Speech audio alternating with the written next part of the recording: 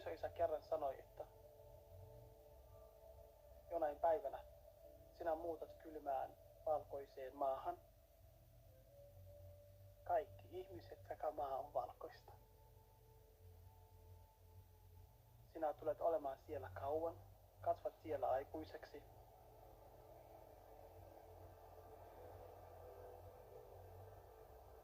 Mutta jonain päivänä sinä palaat takaisin kotiin tekemään isoja, tärkeitä asioita.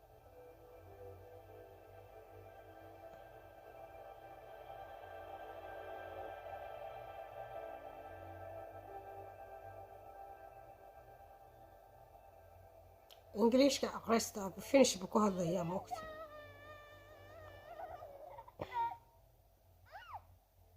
أنا سومالي فيلان كسر جورو عرق ممكن يقول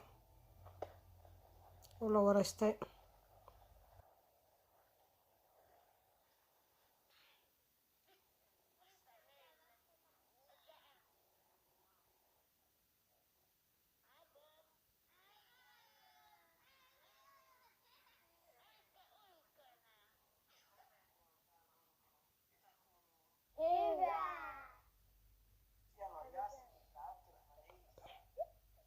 ciyaalka luuqada ka dhuntay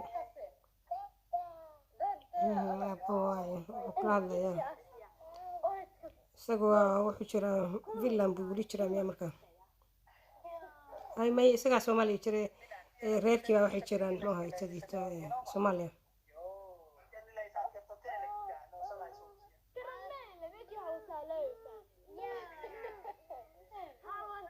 waxay leeyihin noo sheeg inaad dahab heshay أنا waxaan noqonaa lacag sameynaa runaa ay saasay noqonaysaa isaga Soomaaliya jooga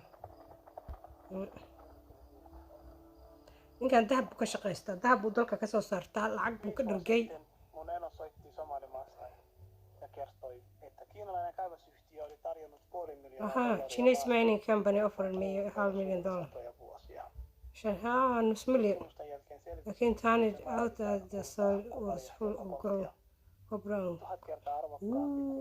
dhulku helo wada dahab Minun ja minun vaimon piti tehdä päätös. Myydäänkö esi-isien maa kiinalaisille ja jäädään Suomeen vai muutetaanko perhe? laakiin dalkayga inaan iibiyo ma rabin buu yiri waa kaasaya isagaa la soo baxaya dahabkiiba la soo baxaya hadda inta